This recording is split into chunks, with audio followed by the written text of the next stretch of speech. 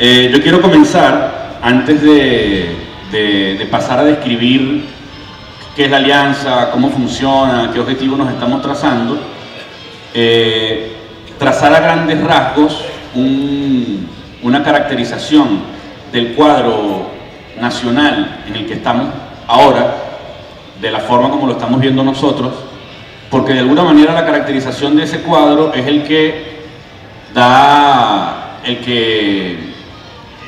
digamos, nos exige y es el que explica una iniciativa como esta que estamos proponiendo. Nosotros creemos que el rasgo central que define hoy la realidad venezolana es la profunda crisis económica. Y creemos que esa crisis económica es generada por tres razones fundamentalmente. Una, las agresiones extranjeras a la economía venezolana.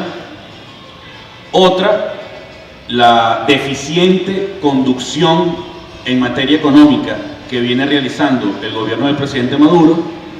Y tres, la desbordada corrupción. No ha sido calculado ni se han realizado estudios, al menos que yo sepa o que nosotros en La Corriente sepamos, que llegue a medir el impacto que la corrupción tiene y ha tenido en las condiciones actuales de la economía en la que estamos. Sería un estudio interesante a realizar porque allí hay una de las causas fundamentales. A efectos de este análisis no importa tanto, digamos, la existencia de la crisis misma, sino la forma como esta viene siendo encarada por el gobierno. Es decir, puede existir una crisis, pero si la forma como el gobierno la encara se mantiene dentro del horizonte que venía trazándose en la revolución, digamos, no estaríamos ante un problema tan grave. El problema es más grave porque existe la crisis y esta está siendo encarada desde acciones, políticas, perspectivas, tácticas, estrategias que se van alejando, por decirlo menos, cada vez más del horizonte y las coordenadas, digamos, definidas por la revolución. Un segundo rasgo es la marcada tendencia a la caotización de la sociedad. Bueno, para nadie es un secreto cómo los servicios en general están cada vez funcionando de una forma más deficiente, al punto de alterar notablemente la calidad de vida de toda la población venezolana. Esto es importante señalarlo porque además aquí en Caracas estamos viviendo ese deterioro de una manera mucho menos intensa a como está siendo vivida en otras regiones del país, fundamentalmente las más periféricas en relación si tomamos como centro a Caracas. Si hablamos de Táchira, de Mérida, de Barinas, Zulia, el Oriente, o sea, la realidad de este deterioro es contundente, extrema. Y esto, por supuesto, afecta notablemente todos los procesos económicos.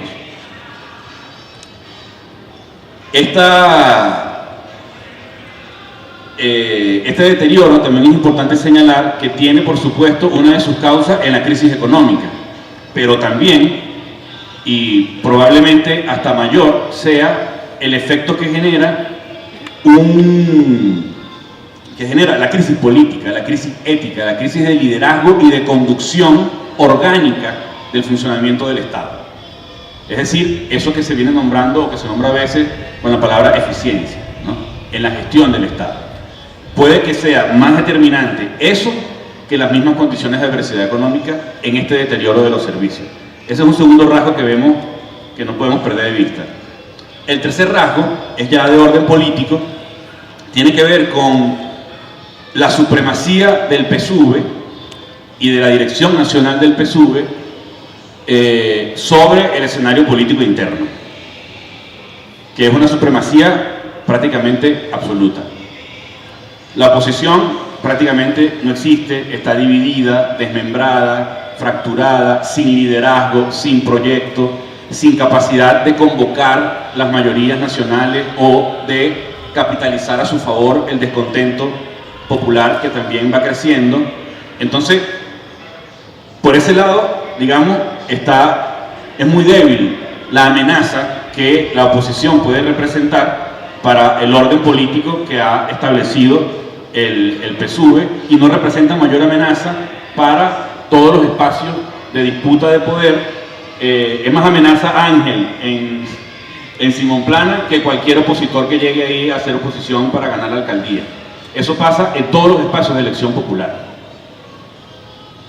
Esta derecha, un rasgo que también es importante notar en esta supremacía es que a ese elemento de la debilidad y dispersión de la derecha se suma el control también muy contundente que tiene esta dirección del partido sobre las demás instituciones del Estado, la Fuerza Armada Nacional y el resto de los poderes. Hay una incidencia tan profunda en estos espacios que también fortalece enormemente esta supremacía que tiene el PSUV y su dirección nacional.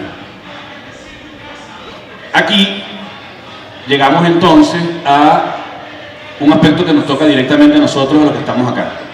Me refiero a los que estamos trabajando y construyendo en función de la profundización del poder popular y de la organización popular. Es notoria la debilidad y la dispersión de lo que hemos dado en llamar el campo popular chavista. Es una debilidad y una dispersión tan fuerte que tampoco permite que este sector político de la vida del país tenga una mayor incidencia en la realidad del país, en las decisiones que se toman, en las políticas que se trazan. Si hubiera más fuerza, si hubiera más articulación y hubiera una capacidad de movilización y de presión mayor, quizás podría haber un mayor nivel en la incidencia de nuestros planteamientos, nuestras propuestas, nuestros ejemplos y nuestras exigencias en estas decisiones que van tomando el alto gobierno. Otro rasgo central de este cuadro es que este control, esta supremacía del partido en la vida política nacional no está sostenido por una amplia mayoría nacional. Los procesos electorales recientes así lo vienen señalando. Al contrario, entonces, se sostiene esa supremacía por la vía de otros métodos, el clientelismo, la cooptación, entre otros. Entonces, y muy importante, la explotación discursiva y simbólica del imaginario en torno al comandante Chávez, porque sigue convocando ampliamente la lealtad de las bases populares. Entonces, esa combinación de cosas es lo que viene sosteniendo con tanta fuerza la supremacía del partido en la vida política, económica, social, cultural, mediática de Venezuela. Aunque esto es así como lo estamos viendo, también es importante señalar que tampoco surge una tercera fuerza, tampoco surge una fuerza distinta que sea capaz entonces de convocar esa mayoría nacional que está descontenta, que está cansada, que puede haber dejado de creer en el gobierno bolivariano. Entonces, ni nosotros como movimiento popular tenemos fuerza, ni la derecha tampoco, ni surge tampoco una fuerza nueva capaz de hacer esa convocatoria.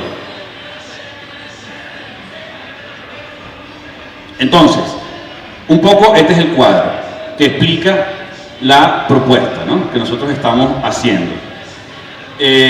Nosotros creemos entonces que, por supuesto, no es un momento para que nosotros bajemos la cabeza, arriemos bandera o nos repleguemos. Al contrario, es un momento en el que hay que ir hacia adelante en más lucha en función de nuestras conquistas. Pero tenemos que empezar a sacarnos de encima dinámicas organizativas, prácticas políticas que quizás no funcionaron en una etapa anterior, pero que hoy en día ya no funcionan. Tenemos que empezar a encarar este nuevo escenario con, nosotros hablamos de realismo revolucionario, es decir, aceptar ciertas condiciones que están dadas para a partir de ellas irnos a la acción. Por ejemplo, entremos de una vez en materia del tema agrario, que es el tema que ocupa a la Alianza Nacional Productiva. Es necesario que comencemos por aceptar que hoy en día la política agraria trazada por el comandante Chávez, que fundamentalmente está definida en la Ley de Tierras, esa no es ya hoy en día la política agraria que orienta y conduce el gobierno bolivariano. No lo es. No lo es. Las élites latifundistas viejas y las que se crearon a la sombra de la revolución, fruto de la corrupción, han visto en la pérdida del comandante Chávez la oportunidad de echar para atrás todo eso. Porque acumularon tierra, porque acumularon maquinaria y porque se han hecho del capital por las vías de la corrupción. Entonces han visto que este es un momento para acumular más, para ir hacia adelante y desmontar el legado agrario, la política agraria que definió el comandante Chávez. Hoy en día, nosotros podemos afirmar con absoluta responsabilidad que en Venezuela no hay una política de democratización de la tierra, que se traduzca en un plan a mediano, corto y largo plazo con metas concretas de cuánta tierra vamos a democratizar, dónde está esa tierra y a quién se la vamos a dar. No existe esa política. No hay una política de democratización de los medios de producción. No la hay. No hay una política de democratización del capital, es decir, que se traduzca en financiamiento para la producción. No hay una política de democratización de los insumos y de las semillas. No hay una política de acopio, almacenamiento y distribución. Y no hay una política en torno a un concepto central que tenía la Ley de Tierras, que tiene la Ley de Tierras, que es el desarrollo integral del campo, que es todo lo que tiene que ver con la calidad de vida, con la construcción del buen vivir en el campo. Ninguno de esos elementos, que son los ejes centrales de la política agraria del comandante Chávez, están presentes hoy en día. Búsquenlos y quien los encuentre, me avisa. ¿Dónde está el plan de democratización de la tierra, de financiamiento, de repartición y de democratización de medios de producción? No está en ninguna parte. Hay otros planes que no son precisamente democratizadores de ninguno de estos elementos. Entonces, vamos a avanzar aquí un poquito en el esquema para ir ganando tiempo. Vale. Vamos a pasar a hablar entonces directamente de la alianza.